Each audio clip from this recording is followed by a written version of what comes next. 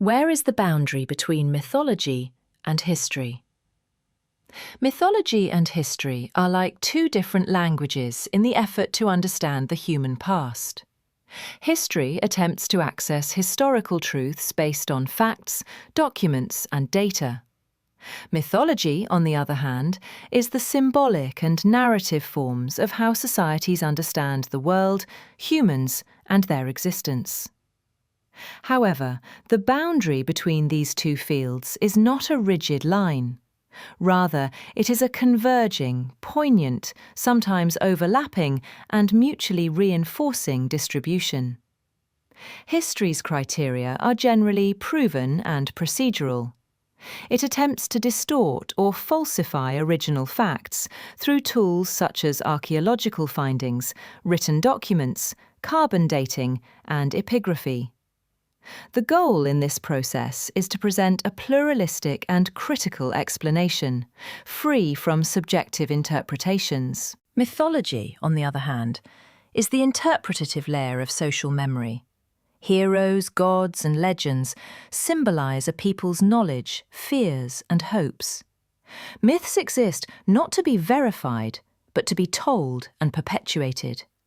They are comprehensive, explanatory, educational, and aimed at establishing identity. On the other hand, myths sometimes bear traces of reality. A city's founding myth can be an over-dramatized record of migration movements. A hero legend can become a symbolic interpretation of a real leader's country. Therefore, history does not entirely reject myths. They should be considered as sources, but critically disregarded.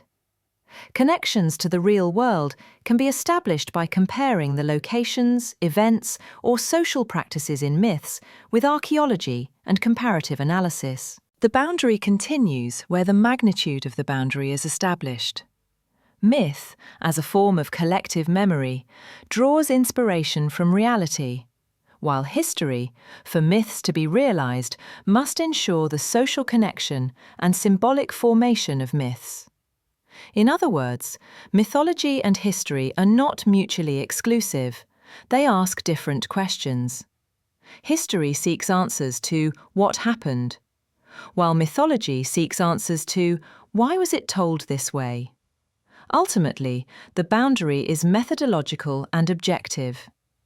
If the goal is to recover objective facts, history is at the forefront. If the goal is to analyze social everyday life and personality, mythology is at the forefront.